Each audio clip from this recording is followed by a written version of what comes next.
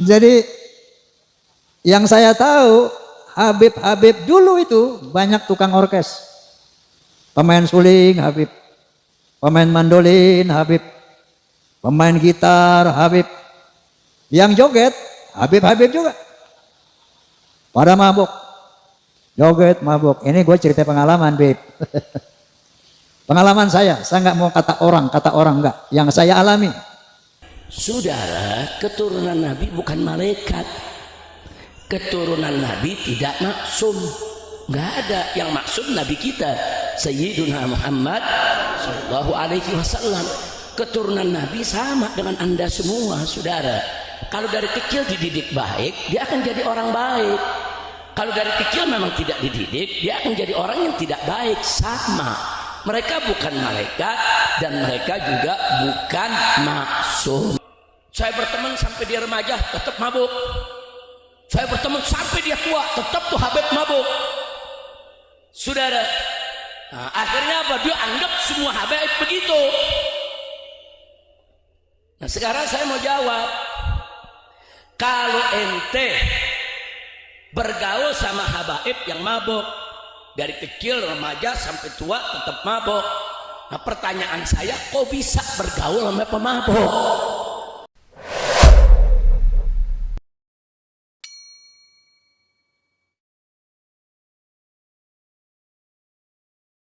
Jadi yang saya tahu Habib-Habib dulu itu banyak tukang orkes.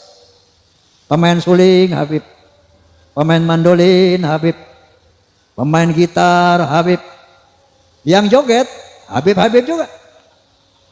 Pada mabuk, joget mabuk. Ini gue cerita pengalaman, Beb. Sambil mabuk ya? Pengalaman saya nggak mau kata orang enggak. Yang saya alami. Oh ini pengalaman, Nah, pengalaman itu Habib-Habib yang dulu muda mabuk itu. Beberapa tahun yang lalu ketemu saya sudah bersorban, berjubah. Tapi masih mabuk. Wallahil azim. Tidak kata orang, ini semua yang ceritakan pengalaman saya. Pengalaman saya sendiri. Ente keren banget, Wi. Namanya ujungnya Wi, nggak usah saya bilangin nama siapa. Wi, lo jadi ulama, Wi. Iya biasa dah. Kok mulut lu bau minuman sih, Wi? Emang apa? Gua minum masuk aja di air putih. Sahabat santri yang dirahmati oleh Allah, ini yang selalu kita harus waspadai ya, karena banyak ya orang-orang yang menganggap minuman keras itu mungkin ada apa ya, ada ilmunya ya. Karena kan dari kalangan kita itu suka-suka hal-hal yang seperti itu, minum arak tetapi yang diminum itu seperti air putih. Nah, ini seperti yang dijelaskan oleh Bang Roma Irama ya. Banyak orang-orang yang mengaku dari kelompok-kelompok orang-orang yang menisbatkan dirinya sebagai durian Nabi besar Muhammad SAW, tetapi kelakuannya itu masih ada yang mabuk, ada yang judi, minum minuman keras, suka joget-joget dan lain sebagainya. Bahkan diceritakan ada seorang oknum ya yang meminum minuman keras itu, tetapi ketika ditanya seperti dalam video tadi ya, wah itu kalau sudah saya yang minum itu air putih wujudnya. Hal-hal seperti itu yang sering kita dengarkan, bahwa mungkin di sekitar kita ya itu pernah menjumpai ya ada oknum yang mengaku dirinya itu dzurriyyah Rasul, tetapi tingkah lakunya itu jauh menyimpang seperti yang disampaikan oleh Bang Roma Irama. Hal seperti itu lumrah ya, mungkin di dimanapun tempat Anda pasti ada yang seperti itu ya kan. Monggo nanti tinggalkan jejak di kolom komentar Anda ya tentang video ini. Mungkin pengalaman Anda, pengalaman sahabat santri ya, tentang orang-orang yang mengaku sebagai dzurriyyah Rasul tetapi tingkah lakunya itu seperti yang disampaikan oleh Bang Roma Irama barusan ya. Ada yang mabuk, ada yang judi, ada yang yang menyimpang lah, yang maksudnya itu menyimpang dari koridor ya, dari koridor agama. Mari kita simak keseluruhan videonya dan statement apa yang akan diucapkan oleh Bapak Rizik Syihab tentang video barusan ya. Di akhir video nanti kita koreksi, kita reaksi bareng-bareng ya, sahabat santri yang dirahmati Allah. Ini dia kelanjutan videonya. Kita simak sampai habis biar kita tidak gagal paham, jangan di skip. Kita tonton satu persatu ya, biar jelas. Monggo. Sekarang soal dzurriyyah, saudara. Habaib itu dzurriyyah Nabi alaihi salatu wassalam, saudara. Nah, kalau ulama pewaris Nabi yang mewarisi ilmunya, mewarisi akhlaknya, mewarisi kewajiban perjuangannya, nah para dzurriyyah Nabi sebagai keturunan Nabi alaihi salatu wassalam juga wajib kita hormati dan kita cintai. Yang minta supaya habaib itu dihormati, dicintai bukan habaib, bukan. Allah yang minta. Baca Al-Quranul Karim. Allah katakan kepada Nabi alaihi salatu wassalam, saudara, qul la as'alukum alaihi ajra illal mawaddata fil qurba. Hei Muhammad, hei Rasul, hei Nabi, katakan kepada kau punya umat, la as'alukum alaihi ajra. Aku tidak meminta upah apapun dari segala jasaku kepada kalian, hei umat Islam, kecuali ilah al-mawaddata fil qurba, kecuali cinta kasih kepada kerabatku. Allah yang perintahkan, bukan habaib yang minta, saudara. Soal sekarang ada orang yang cinta Habib, alhamdulillah. Yang benci Habib, asyukrulillah. Nggak ada masalah, saudara. Kenapa kita bingung? Mau cinta silakan, mau benci silakan. Cinta atau benci, semua ada ganjarannya dari Allah Subhanahu wa Ta'ala. Betul? Betul. Lagi enggak usah pusing Habib. Ini ada yang nggak percaya, monggo. Habib ini ada yang percaya, silakan. Habib ini ada memfitnah habaib begini ora opo-opo. Pusing-pusing amat, betul? Betul. Bagi para pecinta habaib, saudara, bagi para pecinta, saudara, pecinta habaib, pecinta ulama, pecinta kiai, mereka nggak butuh dalil. Cinta mereka kepada ulama dan habaib udah cukup menjadi petunjuk bagi mereka, saudara, untuk selalu membersamai habaib dan ulama. Mereka nggak perlu dalil. Tapi bagi para pembenci, orang-orang yang benci, saudara, benci sama kiai, benci sama ulama, benci sama habaib, walaupun kita sudah kasih 1001 dalil, tetap mereka nggak percaya. Nah, jadi percuma membenci dikasih dalil, nggak bakal percaya, saudara. Nah, karena itu, saudara, benci dan cinta ini anugerah dari Allah Subhanahu wa Ta'ala.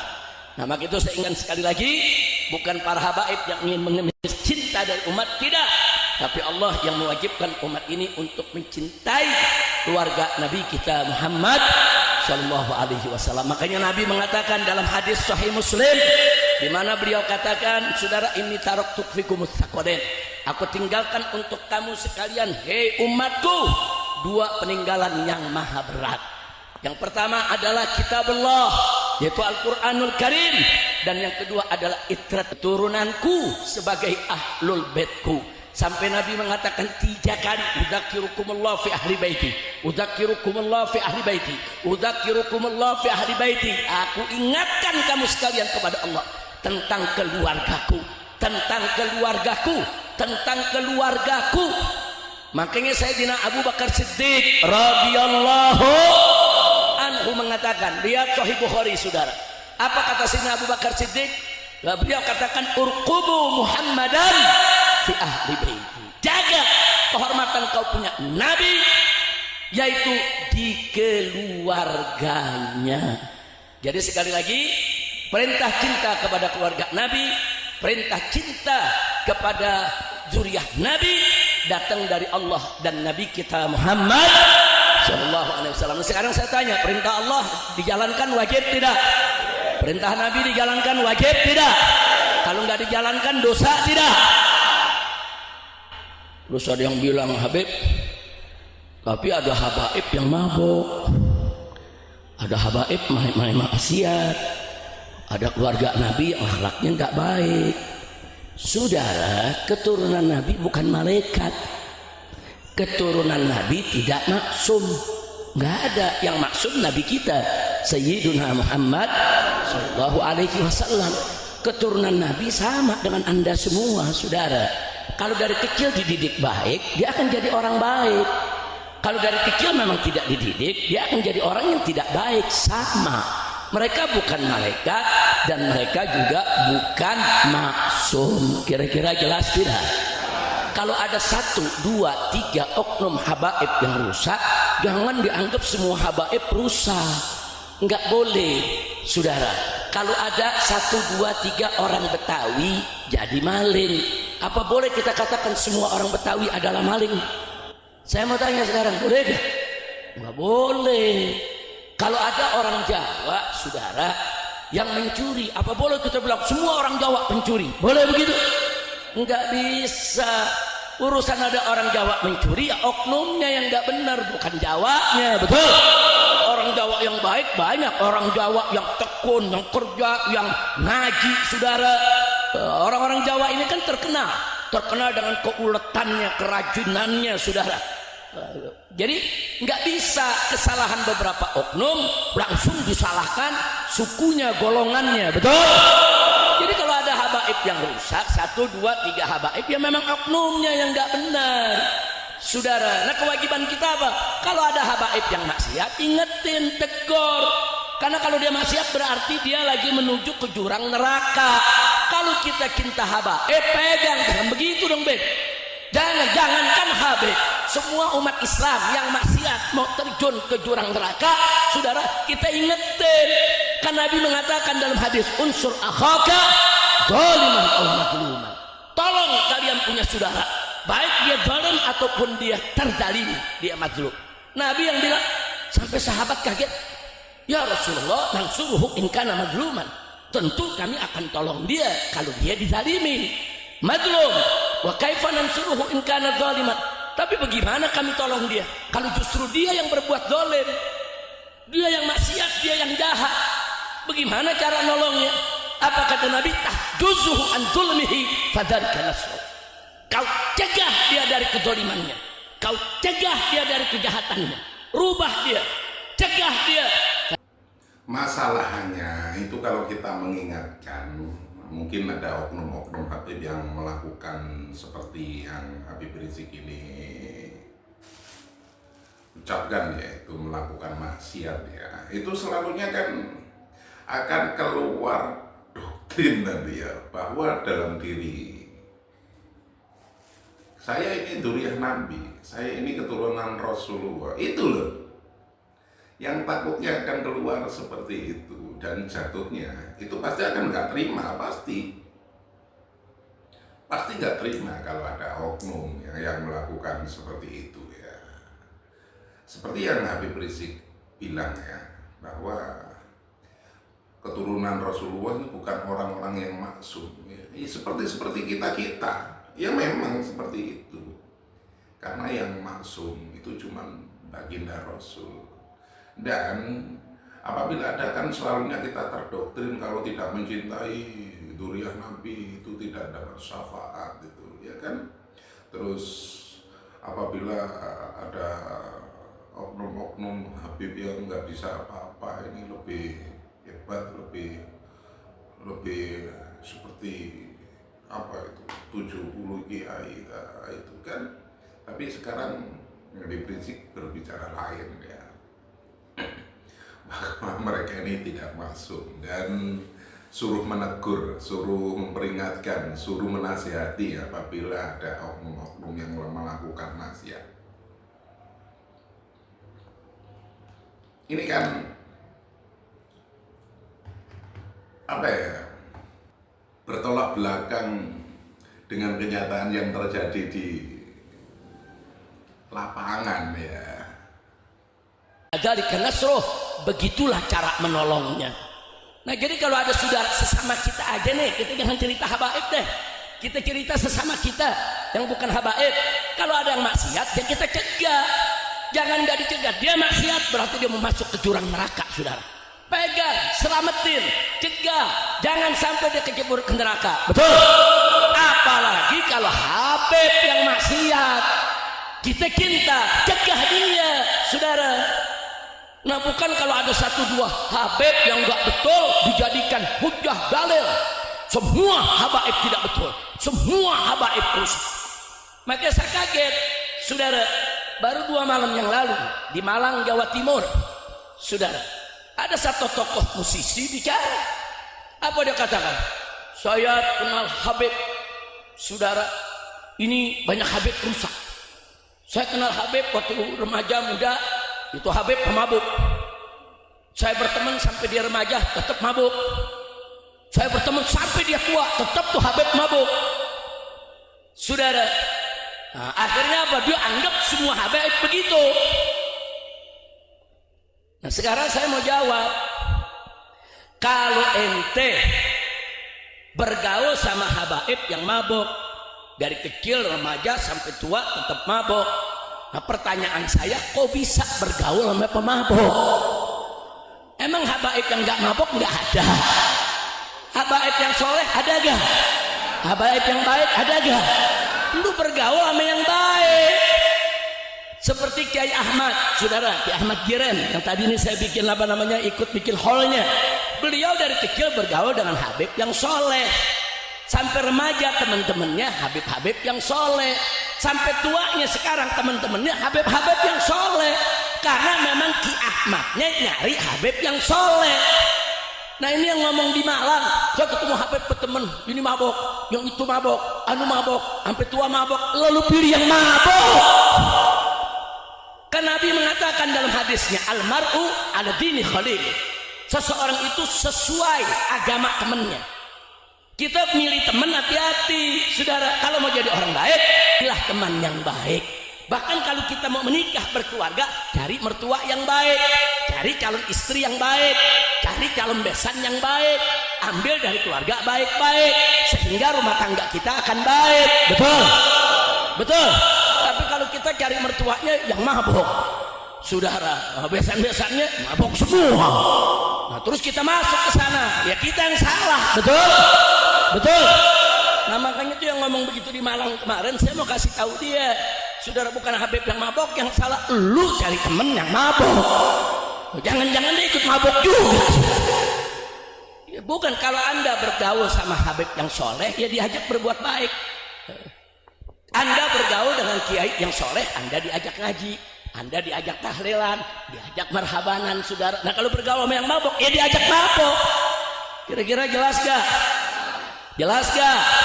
Nah, karena itu nih upaya begini, upaya-upaya mau adu domba, saudara. Maka itu saya dalam beberapa bulan terakhir ini saya putuskan dengan para menantu saya, Abah harus turun lagi, harus ceramah lagi, keluar masuk kampung. Dari dulu saya di Pemalang nih keluar masuk kampung, saudara. Nah, dari dulu kita naik gunung, turun gunung, ke lembah.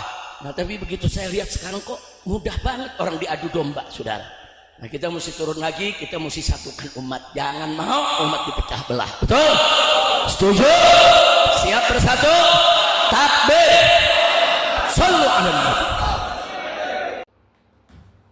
Bagaimana sahabat santri? Di closing statement Habib Rizik mengatakan bahwa kita itu harus bersatu kembali ya, dalam bingkai Negara Kesatuan Republik Indonesia. Ini yang saya tunggu-tunggu, ini yang saya maksudkan ya.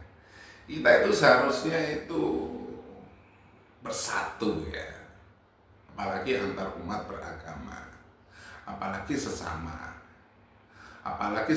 muslim, apalagi sesama nahdien. Akan tetapi fakta di lapangan itu berbeda ya. Kadang ada orang-orang yang mengaku ya, seperti yang disampaikan oleh Bapak Rizik barusan ya, apabila melihat seorang oknum Habib yang melakukan maksiat, tolong ditegur, tolong dinasihati. Yang nasihati ini nanti yang kena marah, bahkan nanti ujung-ujungnya malah kena nasihat sendiri, malah kena doktrin. Takut-takutnya itu akan keluar ucapan-ucapan seperti ini.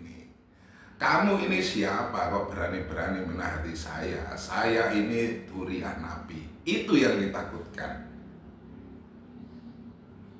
Karena sering kita jumpai ya, sering kita lihat bahkan mungkin di kalangan kita ya, ada oknum-oknum yang melakukan tindakan-tindakan seperti itu. Tetapi apabila diingatkan, itu pasti jatuhnya nggak mau.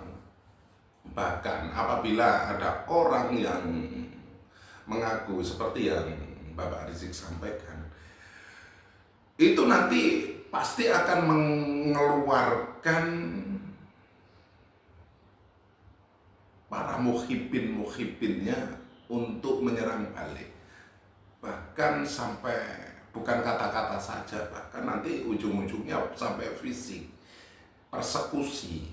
Itu yang dikhawatirkan. Jadi apa yang disampaikan oleh Bapak Rizik ini dengan kenyataannya di lapangan itu berbeda. Ya memang ya, kita sebagai orang yang berpikiran waras ya, apabila kita berkumpul ya atau berteman dengan orang-orang yang melakukan maksiat, seharusnya kita tidak melakukan maksiat itu. Tetapi apabila kita menasihati orang-orang itu, apalagi dalam kelompok itu ada orang-orang yang mengaku ya dinisbatkan sebagai dzurriyyah Rasul, itu nanti kita sendiri yang kena.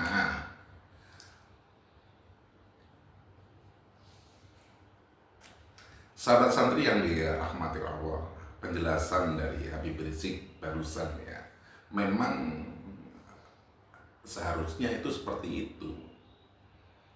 Orang-orang yang mengaku, yang menganggap dirinya, menisbatkan dirinya sebagai dzurriyyah Nabi itu seharusnya perilakunya itu baik, santun, dan lain sebagainya.